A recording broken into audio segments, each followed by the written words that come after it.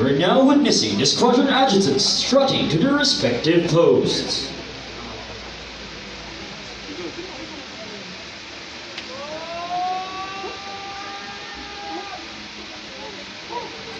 The fleet adjutant directed the platoon guides to take their posts in line with the troops.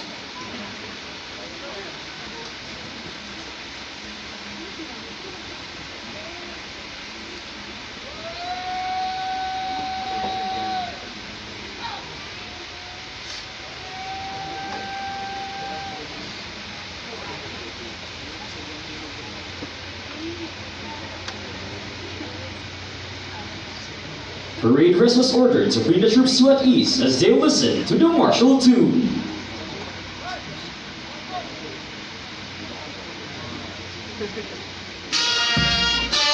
The Maritime Academy of Asia and the Pacific, or Maap, was established on January 14, 1998. It is reigned by the Governing Board of AMOSUD, the International Transport Workers Federation, International Mariners Management Association of Japan, International Maritime Employers Council, Filipino Association of Mariners Employment, All Japan Seamen's Union, Japan Ship Owners Association, and the Danish Ship Owners Association. The founding of the Academy is in line with the AMOSUD's dream of putting up a Maritime Academy that is on par with other maritime schools around the world in terms of academic excellence in the maritime education and training. The primary objective is to keep up with the ever-increasing demand of both local and foreign shipping companies with a well-disciplined, ably trained, competent, and qualified deck officers and marine engineers who are readily at hand in a globally competitive maritime industry.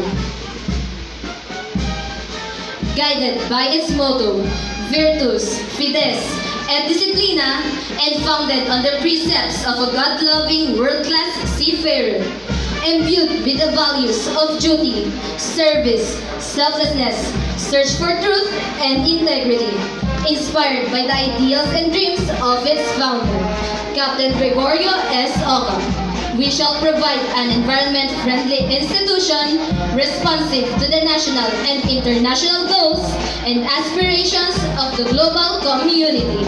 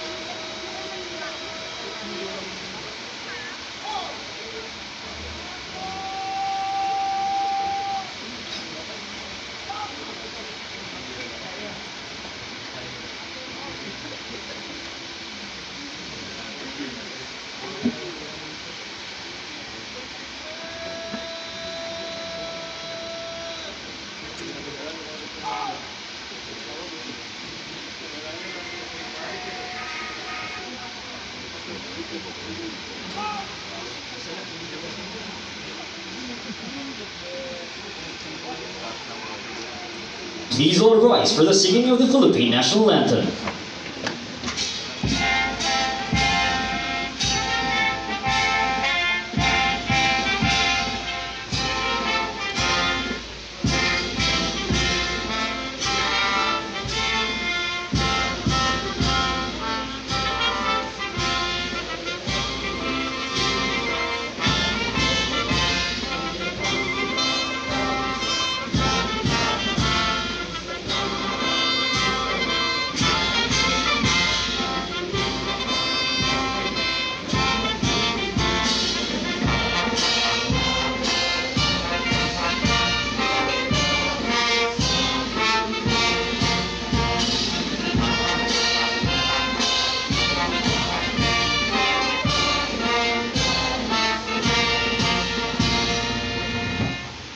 Thank you. You may now take your seats.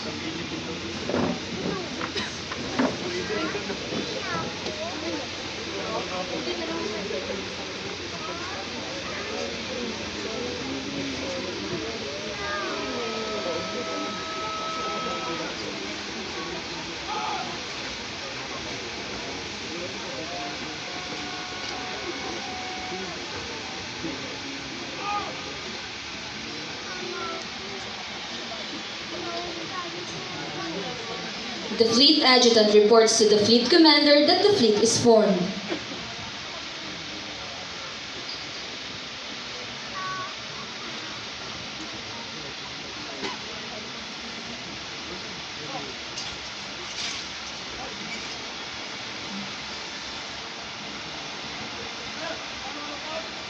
The fleet commander orders the troops to prepare for manual of arms.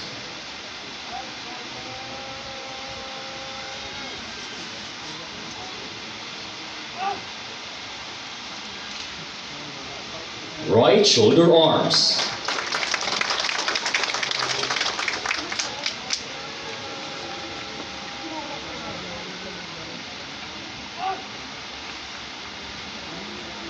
Left shoulder arms.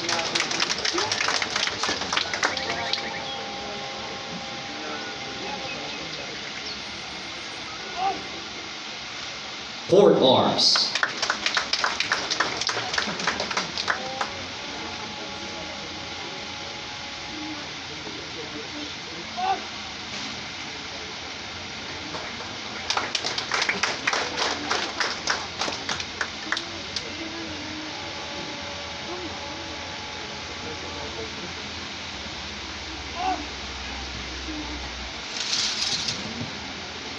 Inspection Arms.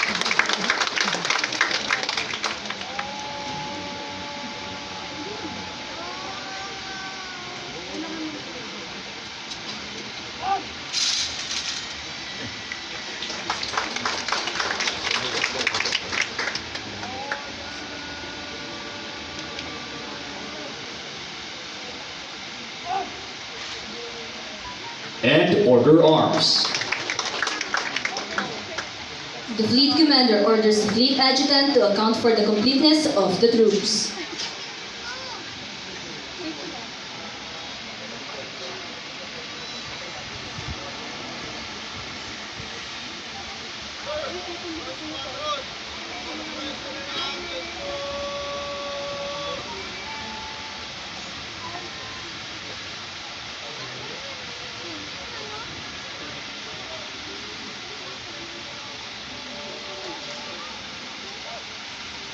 After receiving the reports, the Fleet Adjutant faces about, salutes, and reports. Sir, the Midshipman Fleet is present and accounted for. The Fleet Commander directs the Fleet Adjutant to publish the orders of the day.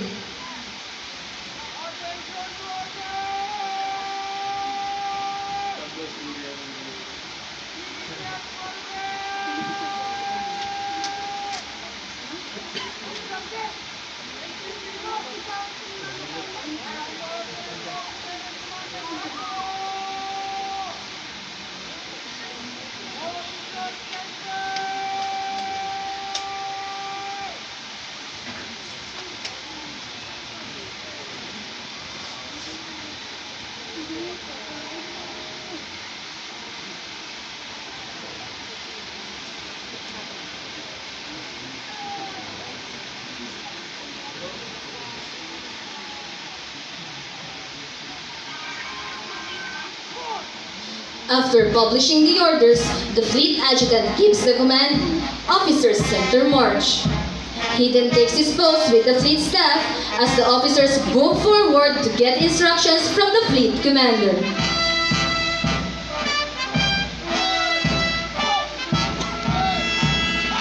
Ladies and gentlemen, approaching the grandstand are the officers of the Midshipman Fleet of the Maritime Academy of Asia and the Pacific.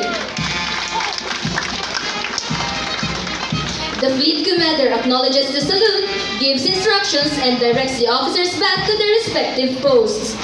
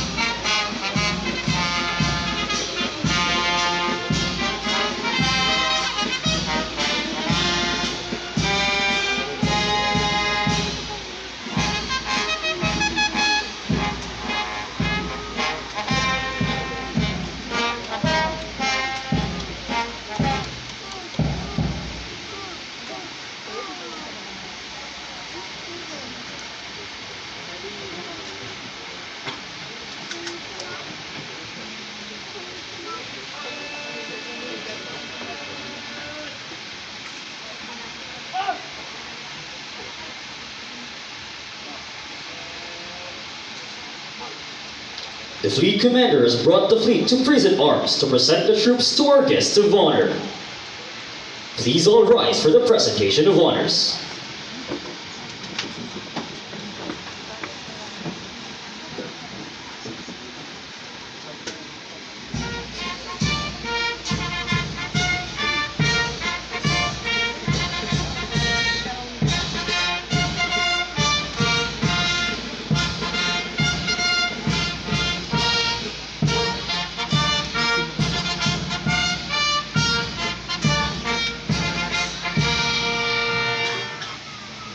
Thank you. You may now take your seats.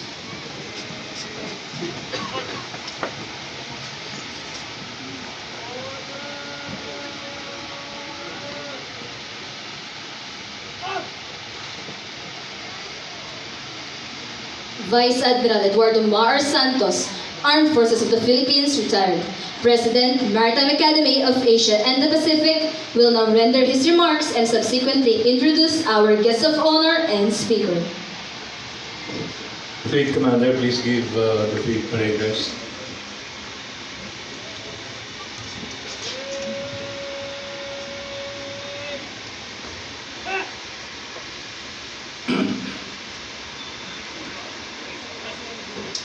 Thank you. Our guest of honor, whom I shall formally present later. Our Assistant Vice President for Training, Captain General.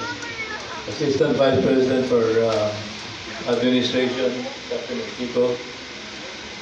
May I greet the members of the faculty. Please rise. Let's give the faculty a big hand.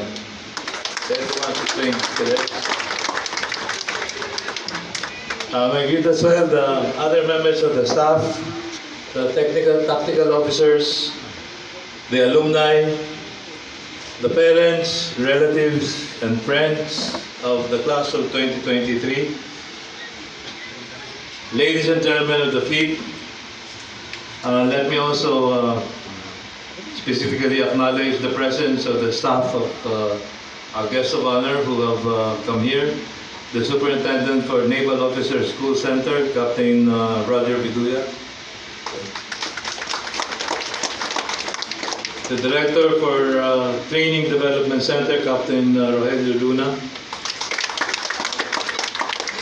The Superintendent of the Naval Enlisted Personnel School Center, Commander Ray Pambid. And of course, we will not forget the representative or our sponsors from IMEC, Mr. Dan Tolentino. Let's give him a big hand. He's always here. Ladies and gentlemen, my friends, good morning. It is truly an honor to welcome all of you to the recognition rites of the class of 2023. As an aside, let me say that we were initially thinking of the idea of postponing the recognition because of the novel coronavirus pandemic, supposed to be. However, I know that many of the parents who have come from General Santos City, from the other provinces away from Manila, they've already made their reservations, and it's going to be quite difficult for them to change it. And of course, I know that the fourth class, the class of 2023, are really very eager to be recognized. So what we did is we instead decided to go on with this activity. And at the same time, do some protocols. You will notice that before, when you enter the gate, your temperatures were taken. We asked the parents to bring their face masks. And of course, this morning I reminded everyone, and I would like to remind all of you, all of our guests, first, it is not, if you have no colds or if you have no cough, there's really no urgent need for you to wear the mask, especially for those who are wearing N95 masks, which is really very uncomfortable. However, it's more important that those who have cough and cold put on your mask so that you don't spread the cough and the cold. More importantly, make sure that you wash your hands all the time and do not touch your faces.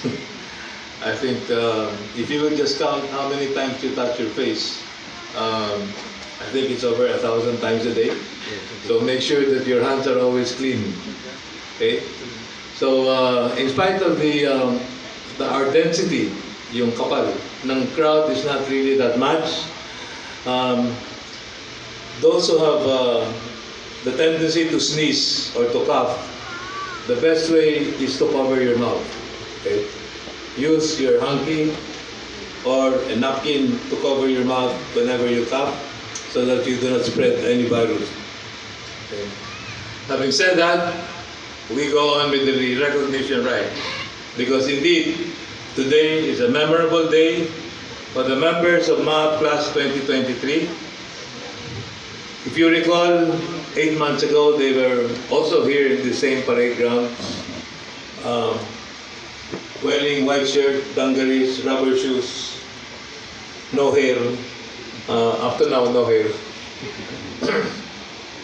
But now wearing the gala uniform. And I'm sure as well the other parents watch the silent drill exhibition that the class gave a while ago. I'm sure that is a far cry from the reception day when you left them here with us. And I'm sure that you have seen a huge improvement from the time that they were received until the time that you saw them marching and dancing in front of you. So I hope you're all very happy with the accomplishments of your sons and daughters. Today we celebrate their individual victories. Their individual victories over loneliness, over the separation from their families and their friends, and in the adjustment into the rigors of academy life. Let me assure each and every one of you, members of the class of 2023, that every graduate, and of course all your upperclassmen, and every graduate, not only of Maap, but also of the other schools, including the other officers here with us, including me, and even our guests of honor, all of them trudge the same difficult path, but imbued with the firm determination and newly honed maritime skills and the positive attitude we have overcome, and I'm sure you yourselves will also overcome. To you then, this advancement is even more rewarding as you go on to in the next stage of your academic journeys. Ladies and gentlemen, let's give the class of 2023 a warm round of applause.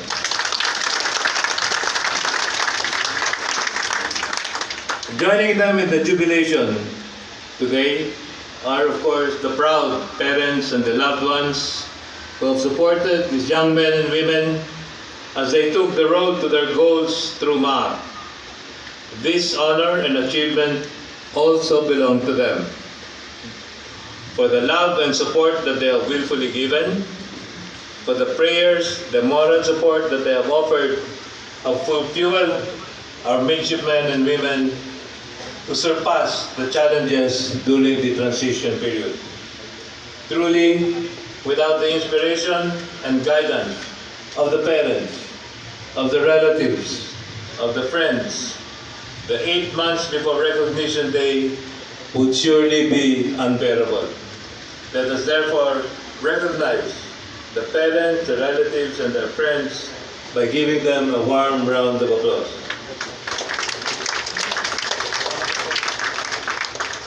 As we witness the wonderful transformation of your sons and daughters in terms of their physical, social, and academic development, let us not forget to acknowledge the positive contributions of the tactical officers, the academic and training instructors, and the support staff in training them.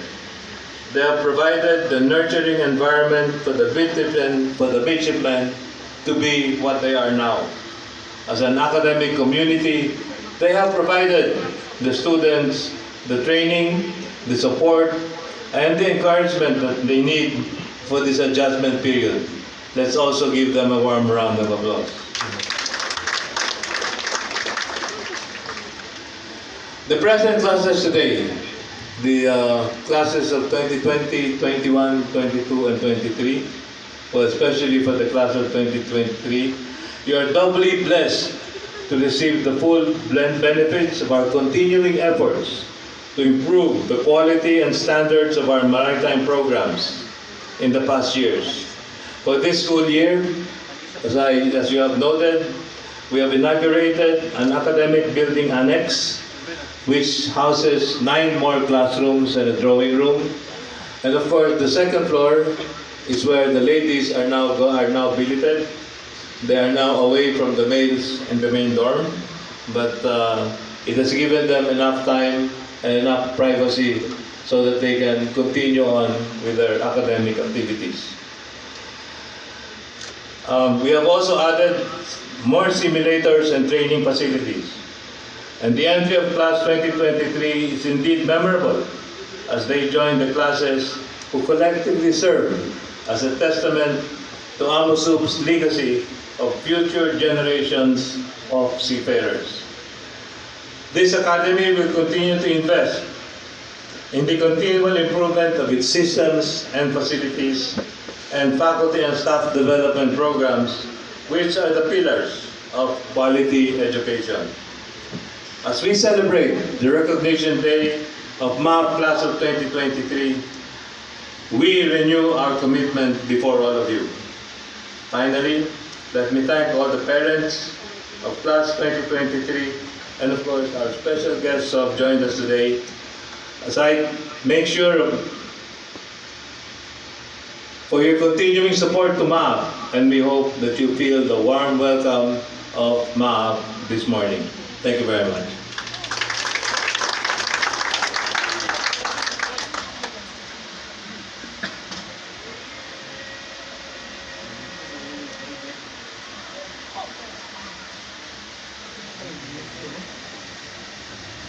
Since you went to attention, I will make this short. Ladies and gentlemen, it is truly a pleasant task and a privilege for me to introduce our guest of honor and speaker for this morning. He started his career as a cadet of the Philippine Military Academy and graduated with the class of 1987. He joined the Philippine Navy after graduation, went on to command 4 Navy ships before successfully finishing his command at sea tour as the commanding officer of the presidential ship BRP Ang Pangulo.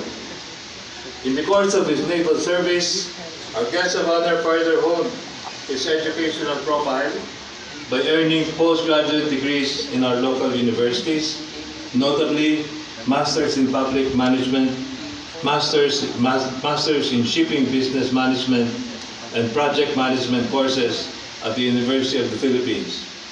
He successfully completed several military courses locally and abroad, and I will not enumerate them anymore, but it's important for you to know that he also attended the Royal Navy Exclusive Economic Zone Protection course at the Maritime Warfare School in Perham, England. Complementing these courses were his attendance in several seminars in intelligence and security, in project management, international defense acquisition resource management, the Western Pacific Naval Symposium on Humanitarian Assistance and Disaster Response in Thailand, to name a few. A well-rounded officer, our guest of honor held staff positions in procurement and logistics in the Navy and in the many naval commands.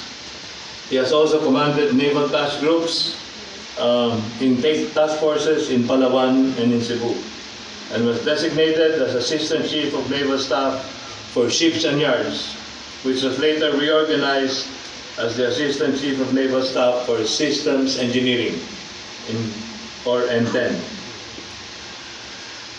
Prior to his present position, he was the Chief of Naval Staff, Philippine Navy. He was also the Commander, Naval Forces Central in Cebu, and the Commander, Maritime Joint Task Force of the Central Command, AFP, last year. His professionalism and dedication to service is reflected in his numerous awards and commendations, such as the Philippine Legion of Honor, Distinguished Service Stars, Meritorious Achievement Medals, Military Merit Medals, Military Commendation Medals, and a lot of campaign ribbons and certificates and badges. Our guest of honor is happily married to an equally devoted officer of the Medical Corps Armed Forces of the Philippines, in the person of Commander Leonor Mendoza Bernabe, Medical Corps PN, and they are blessed with 2 sons. Ladies and gentlemen, I'm proud to introduce our guest of honor and speaker for this morning. I've worked with him for a long time in the Navy, and I can assure you that he's one of our finest naval officers. He's the commander of the Naval Education Training and Doctrine Command, the premier training institution of the Navy. May I present Rear Admiral Lumer Palapal Bernabe.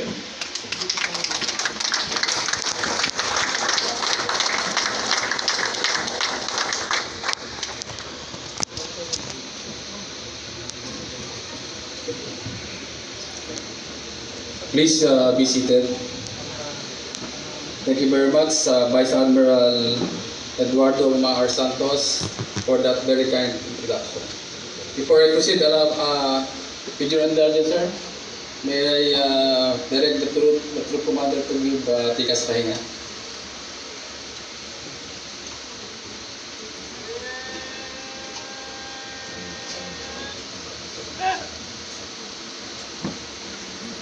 Again, to the President of the Maritime Academy Asia and the Pacific, Vice Admiral Eduardo Maar Santos, Armed Forces of the Philippines, retired. My mentor and my savior. Of course, he's also our former flag officer in Command Philippine Navy and the present chairman of the Philippine Navy Board of Advisors. Captain Gerlo El Chico, the Assistant Vice President for Administration. One of our very respected officer of the Philippine Navy, Captain Juponce F. Tunyacao, Assistant Vice President for Training. Captain Dendel Torres, the Dean of Academics. Mr. Dan Tolentino, the IMEC representative. Of course, the person responsible for the training and education of these midshipmen, the faculty of Maap, the training staff, the parents, and of course the fleet midshipmen of the Maritime Academy of Asia and Pacific. Good morning. At the outset, let me thank Vice Admiral Eduardo Maar Santos for this great privilege of sharing this momentum occasion with the Maap class of 2023. Their parents and loved ones and the whole Maap community. I feel honored to join you today to celebrate the most important achievement in the lives of the members of this class, their recognition day. They have reached this point in their lives here in this academy where you can say, I am indeed a full-fledged Maap midshipman, with all the perks, rights, and the privileges. The journey towards this point has been a challenging one for most, if not all of them. This is the very reason why we are in a celebratory mood today. This ceremony brings me back to a similar event in my own military journey that was also attended by my loved ones. Until now, my own recognition day remains to be one of the greatest milestone in my career. I certainly know how it feels to be out there in the field. It is undoubtedly a proud very moment for you and your family. And so let me also greet and congratulate the parents and friends who are here to share this celebration. Palakpakan po natin ang nagmamalaki at masayang mga magulang at mga kapatid. Their presence makes this event even more special. You all deserve the warmest congratulations for surpassing the challenging phase in the life here in the Academy.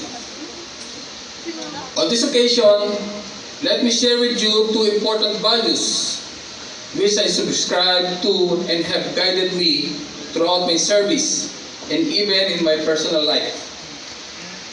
Perseverance and hard work. Every one of us knows this, but not all of us follow them. Luckily for you, perhaps unknowingly, you have in fact taken them in your heart. Without these traits, you can have resigned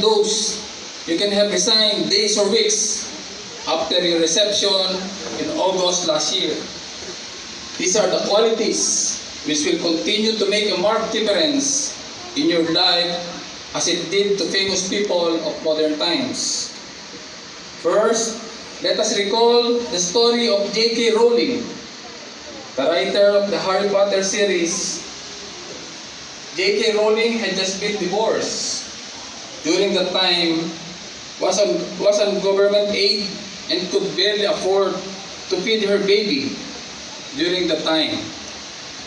Although she reached one, she was so poor, she could not afford a computer or even the cost of photocopying the 90,000 word novel, so she manually typed out its version to send to several publishers. It was rejected many times until finally a small London publisher gave it a second chance. After the CEO's 80-year-old daughter fell in love with the said novel. 3 years after, in 1997, the first Harry Potter book, entitled Harry Potter and the Philosopher's Stone, was published and became a big hit. She did not get discouraged by the rejections. Instead, her persevering spirit fired her up to succeed as a writer. Getting qualified to be one of Maap's scholar paves the way for you to achieve your dream. The famous American general and politician Colin Powell once said, "A dream doesn't become reality through magic.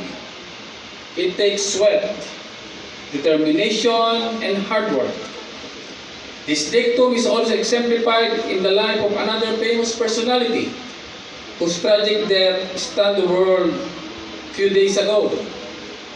I am referring to NBA superstar Kobe Bryant, who died on a helicopter crash last Sunday on his way to coach his daughter Maritime basketball tournament.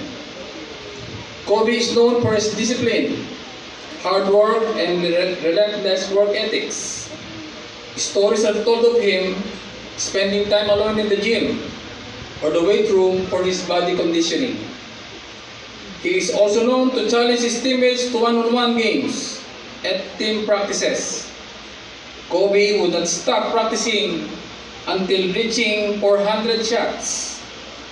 When he is injured, Kobe would still show up in practice in full sweat, with a cast on his right arm and dribbling and shooting with his left arm.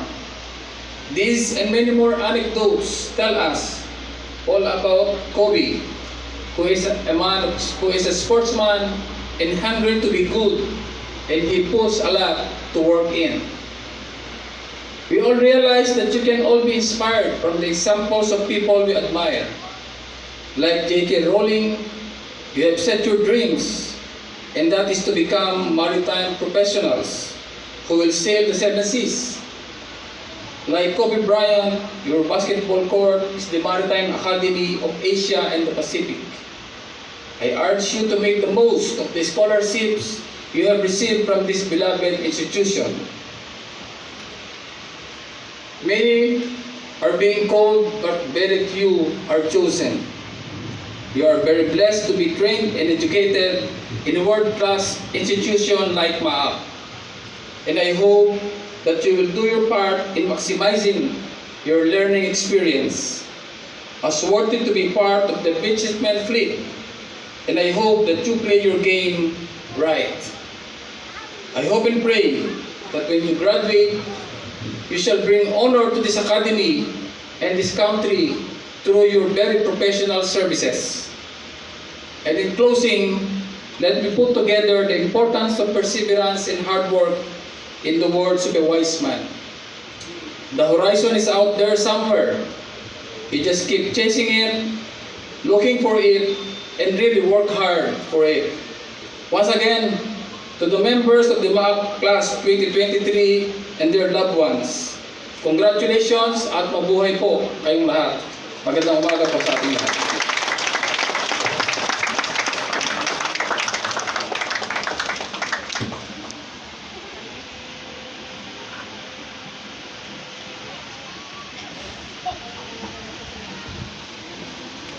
We shall now proceed with the presentation of plaque of appreciation and memento to our guests of honor. May we request Vice Admiral Eduardo Mar Santos, Armed Forces of the Philippines, retired, President, Maritime Academy of Asia and the Pacific, to present the plaque of appreciation and memento. Flag of appreciation is presented to Rear Admiral Dumer P. Bernabe, Armed Forces of the Philippines, Commander, Naval Education Training and Doctrine Command, in grateful appreciation of his invaluable support to the Maritime Academy of Asia and the Pacific as guest of honor and speaker during the recognition ceremony of Class 2023. Given the 7th day of February 2020 at the Maritime Academy of Asia and the Pacific, Kamaya Point, Alasasin, Maribelle, Bataan. Signed, Vice Admiral Eduardo Mar Santos, Armed Forces of the Philippines, retired, President, Maritime Academy of Asia and the Pacific. This memento is presented to Rear Admiral Lumer P. Bernabe, Armed Forces of the Philippines, Commander, Naval Education, Training and Doctrine Command. The midshipman's miniature sword represents leadership and authority that is born out of discipline, diligence, and personal integrity. As one of the Philippine Navy's pillars of leadership, this sword is presented to Rear Admiral Lumer P. Bernabe, Armed Forces of the Philippines, to commemorate his visit to the Maritime Academy of Asia and the Pacific as guest of honor and speaker during the recognition ceremony of the class of 2023. Given the 7th day of February 2020 at the Maritime Academy of Asia and the Pacific, Kamaya Point, Maribelle, Bataan. Signed, Vice Admiral Eduardo Mar Santos, Armed Forces of the Philippines, retired, President, Maap.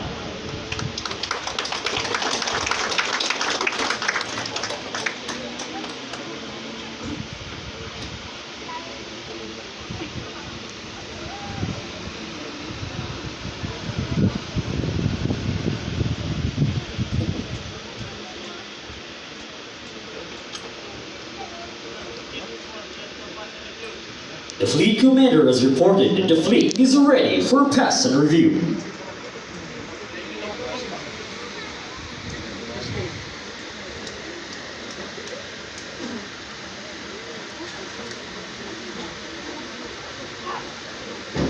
The fleet commander has ordered the fleet to pass and review.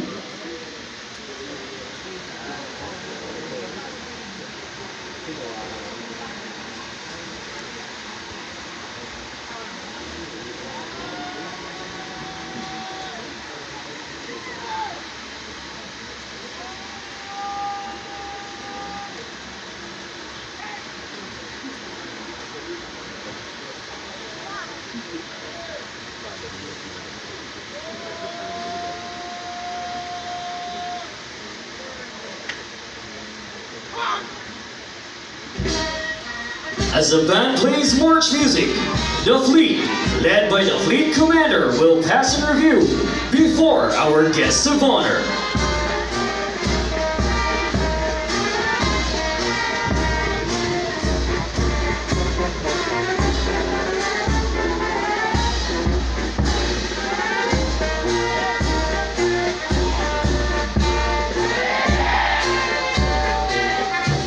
Ladies and gentlemen, passing in review before you is the Midshipman Fleet of the Maritime Academy of Asia and the Pacific, headed by its Fleet Commander Midshipman First Class Johnny Sharbagasin, San Ismira, Cagayan, and his staff.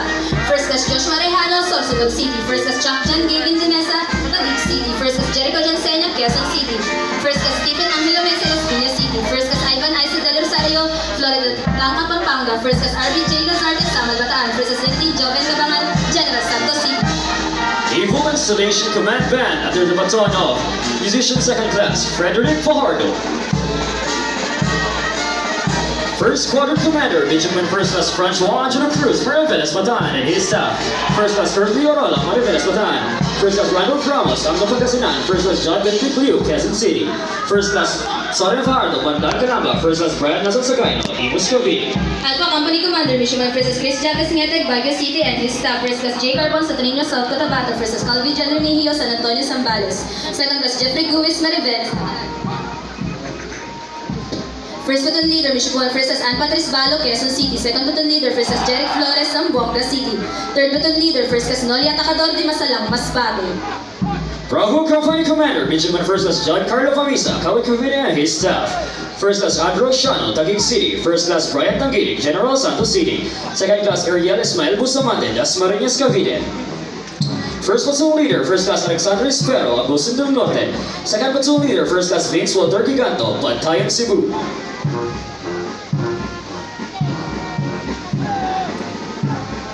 Third Platoon Leader, First Class Francis Mignon Aquino, San Juan, Ilocos Sur.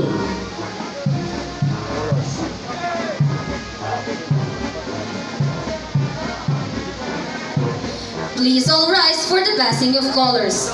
Color Commander Midshipman First Class Ryan Christian Posadas, Nabua, Camarines Sur.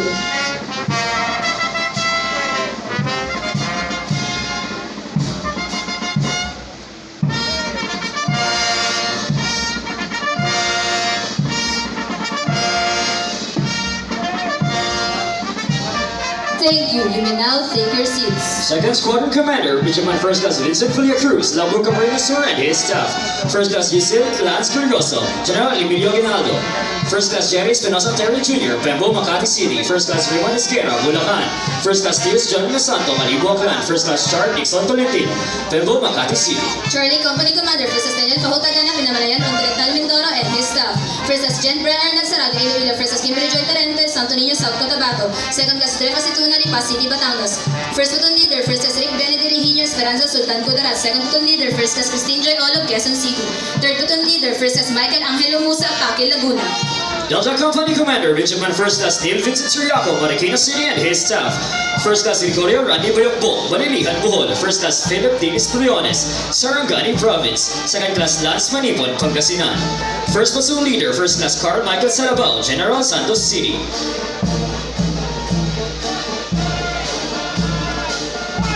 Second Platoon Leader, First Class Marlon Audrey Enriquez, Limay, Bataan. Third Platoon Leader, First Class Yol John Litigio, Caloocan City.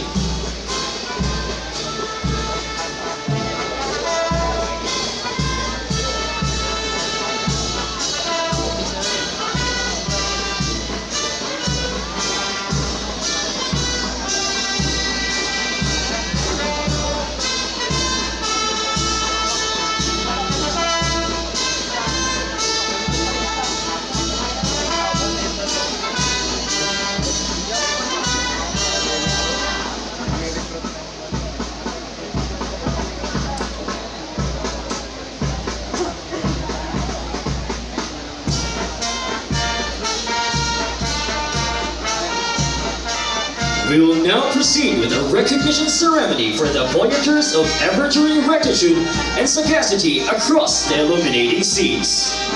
Ladies and gentlemen, you are now witnessing the class of 2023 forming a diamond for their recognition. The recognition ceremony marks the end of the most difficult part of the training of the midshipmen. Here, the upperclassmen will give their sincere and sacred handshake, which every plebe dreams of.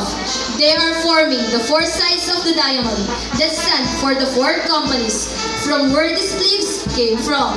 This formation also symbolizes the most valuable mark in the lives of the Versileas.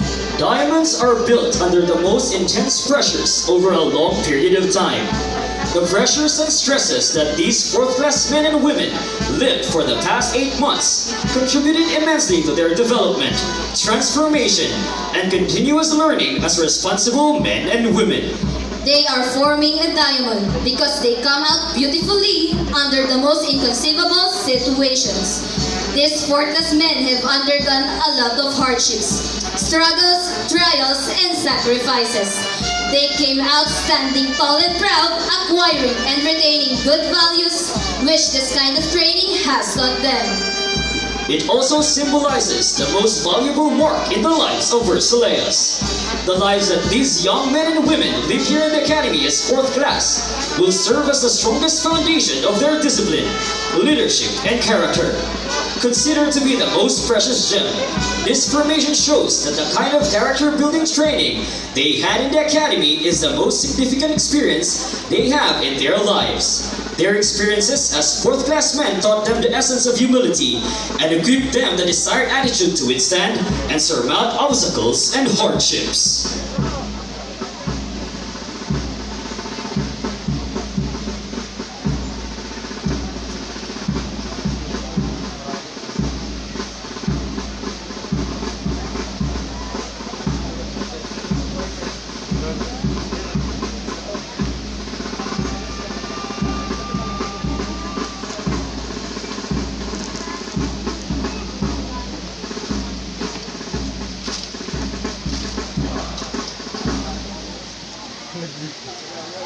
The members of the class 2023 were selected among the 13,310 aspirants who took the Maap entrance examination all over the country.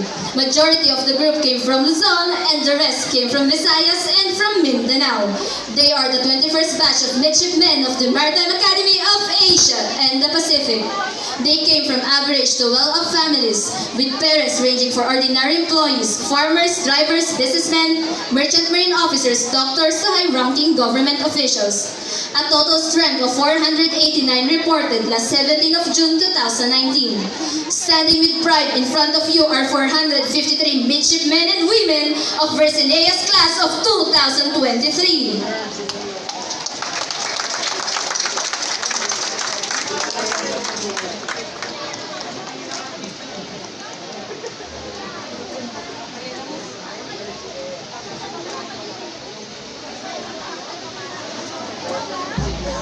You shall now witness the entrance of the upperclassmen as they shake the hands of the fourth-classmen for the first time.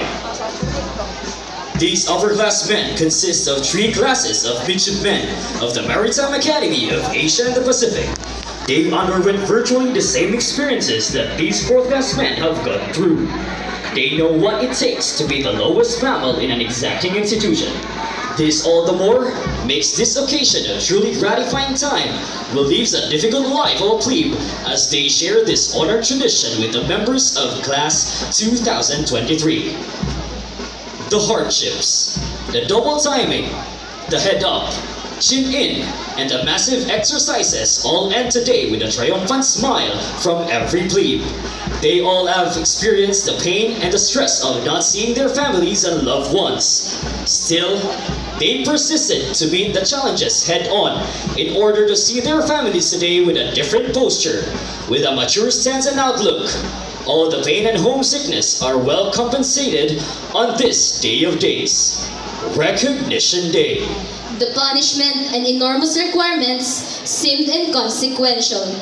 Today, as these fourth-class midshipmen and women now assume equally significant roles as upper-class men, they are now given the chance to impart to others the wisdom and values they learn. To change and improve for the better is the main objective of us midshipmen. Thus, we would like to share with our juniors all the proper things. Our goal is to make our plebes 10 times better than us. Thus, it is a great challenge for the upperclassmen to achieve this goal. And now, during the recognition ceremony, these upperclassmen will pass on to these plebes in front of you the same handshake they received when they were a plebe before. With these handshakes also come great trust from the upperclassmen to their plebes.